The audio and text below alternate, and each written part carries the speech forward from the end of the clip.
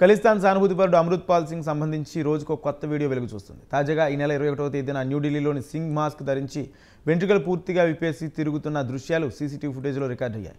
అమృత్పాల్ తన రూపురేఖలు మార్చినట్లు పోలీసులు అనుమానిస్తున్నారు.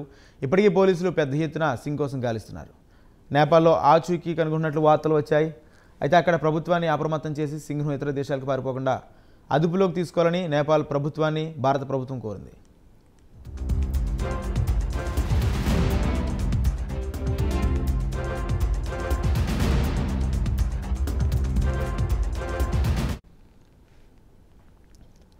ఇదిలా ఉండగా తాజాగా పంజాబ్ హైకోర్టుకు మాన్ సర్కార్ సమాధానమిస్తూ త్వరలోనే అమృత్పాల్ను అరెస్ట్ చేస్తామని హామీ ఇచ్చింది.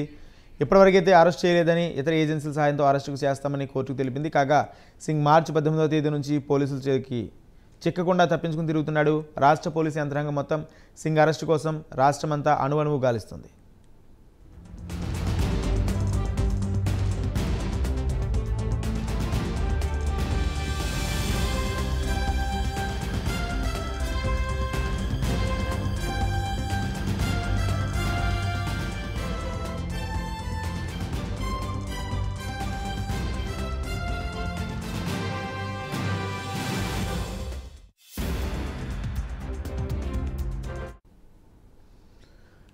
ఇదిలో ఉండగా అమృత్పాల్ సింగ్ పోలీసులను బురడి కొట్టించిన సీసీటీవీ ఫుటేజ్ సోషల్ మీడియాలో హల్చల్ చేస్తున్నాయి. బైక్ మీద పారిపోవడం, ఎద్దుల బండి మీద పోవడం, హర్యానాలో గొడుగు చేపట్టి నడుచుకుపోవడం, పంజాబ్లో జాకెట్ ధరించి ఈ వీడియోలో ఒక ఎత్తు అయితే తాజాగా సోమవారం ఢిల్లీలో కొత్త అవతారంలో కనిపించాడు. ఇవన్నీ ఒక ఎత్తు అయితే ఎనర్జీ డ్రింక్ తాగుతూ కనిపించడం పెద్ద చర్చనీయాంశమైంది.